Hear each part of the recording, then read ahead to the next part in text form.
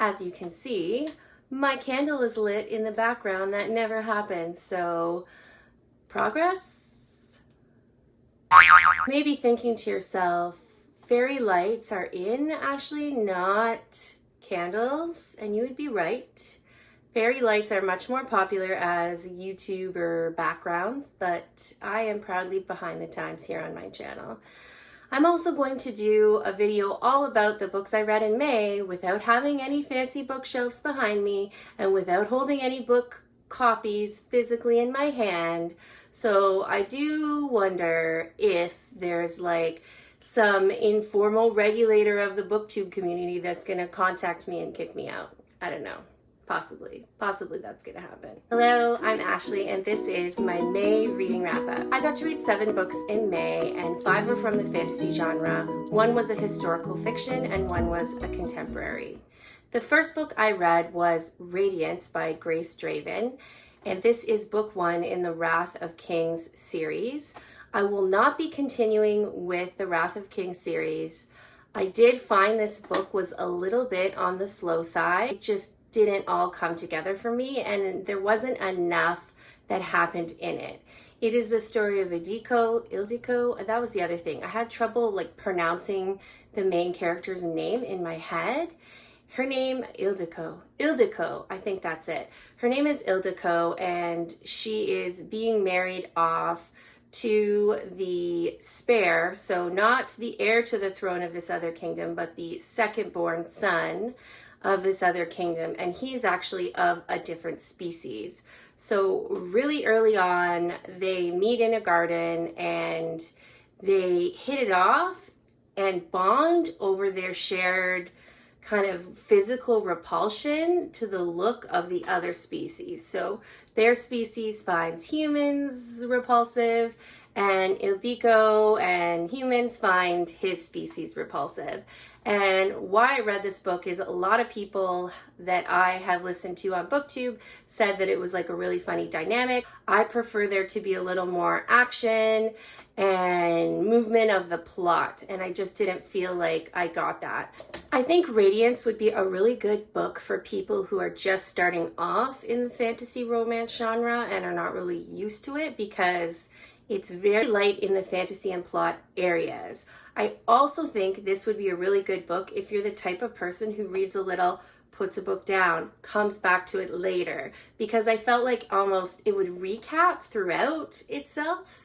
So it was kind of like previously on Radiance, and then the chapter would continue. And I also think if you're really interested in a coupling of people where it's not like they find each other attractive. Like often we see these books where there's a marriage of convenience, and in that trope, both people are like conventionally extremely attractive. So if they have other reasons to fall in love, the attraction part just falls right along with it.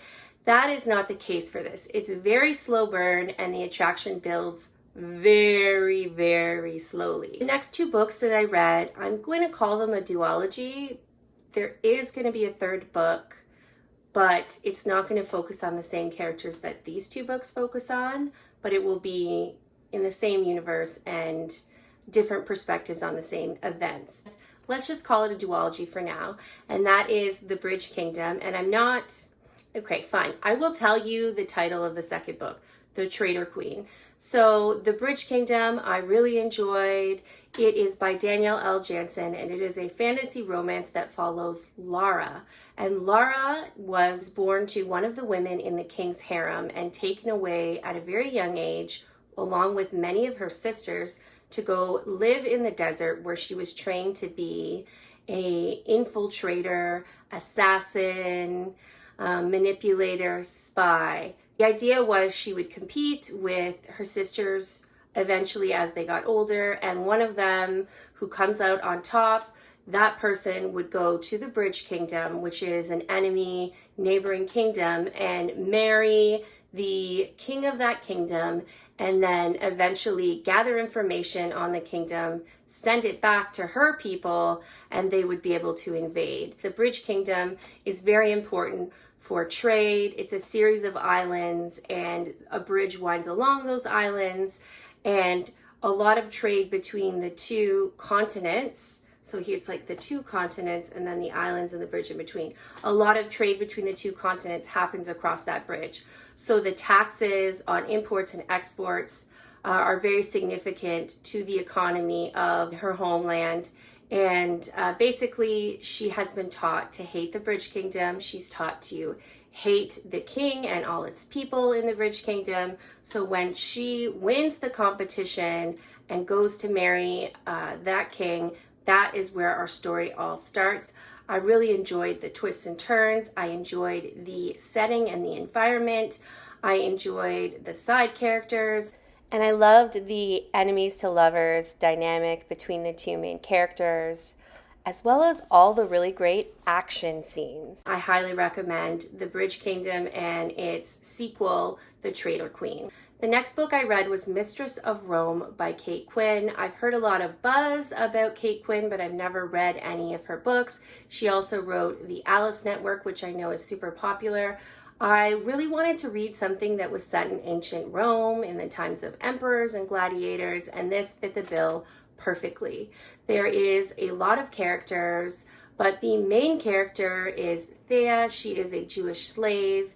She eventually goes on to have a romantic relationship with one of the most powerful gladiators. Later on in her life, she is also made the mistress to the emperor. The book is all about Thea's life and what happens to her. Does she find happiness? Does she find freedom? How does she interact with the other characters, like the gladiator that she's in love with, the emperor that she ultimately becomes the mistress to, and who holds power in ancient Rome? One of the side characters that I really liked was a senator. The senator's daughter also plays a role. You have the senator's son as well, who plays a pretty key role in this book. And I loved all these side characters. I love the political machinations.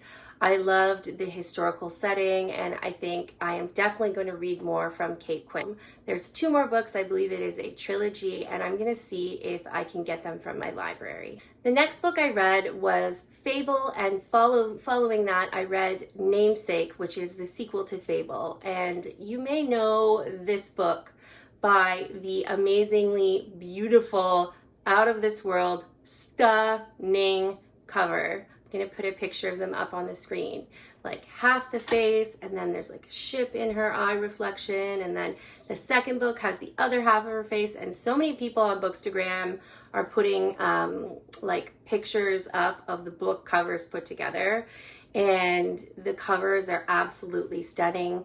The books are written by Adrienne Young, and she did an absolutely fabulous job. Fable is definitely one of my top reads of the year. I don't want to give a lot away because I loved how the story unfolded. It follows Fable right around the time period when she is abandoned by her father on an island. And this island's whole economy is built around diving into the water and getting precious gems and other precious materials from the seafloor and then trading them for other things. It's a pretty dangerous place to be, and Fable has to be extremely tough in order to handle it. She is told by her father before he leaves her there that if she can make it off the island and back to him, he will give her her inheritance. And so she is pursuing this every day of the 4 years that she is stuck on that island.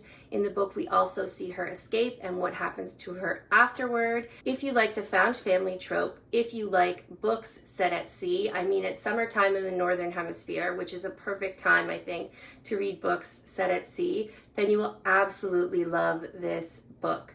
If you like swimming, like this is a love letter to the sea and like floating in the water and swimming in the water and diving. I absolutely love the romance in this book too. I loved how the book developed, and I love the side characters as well. If you read Fable and you like the side characters, you will absolutely love Namesake because you go even more into the found family's side characters in Namesake. Namesake has a lot more happening in it. Fable, though, it has my heart. I love the writing. It's simple yet lyrical and descriptive, and I think Adrienne Young did an absolutely great job with both of them. The next book I read was Get a Life, Chloe Brown. I feel like everyone says the title and they're like, Get a Life, Chloe Brown. Get a Life, Chloe Brown. This is book 1 of the Brown Sisters trilogy by Talia Hibbert. I've actually read book 2, but I'm not going to talk about book 2 in this video because I read it at the beginning of June.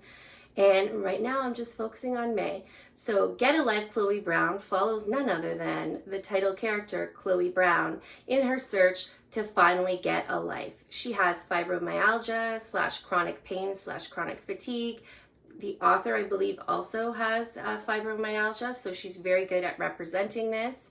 And she has a near-death experience, which causes her to write a list of things she needs to do to live more. This Get a Life list is something she is trying to accomplish, and she can't do it all by herself because some things, by necessity of what they are, involve other people. So she enlists the help of her building superintendent, the sexy artist with red hair, Redford, or Red. I don't want to give too much more away, but if you like British, cheeky, romantic, light, rom-coms, this is the book for you. Although it does deal with serious subjects, it does so with a very light touch.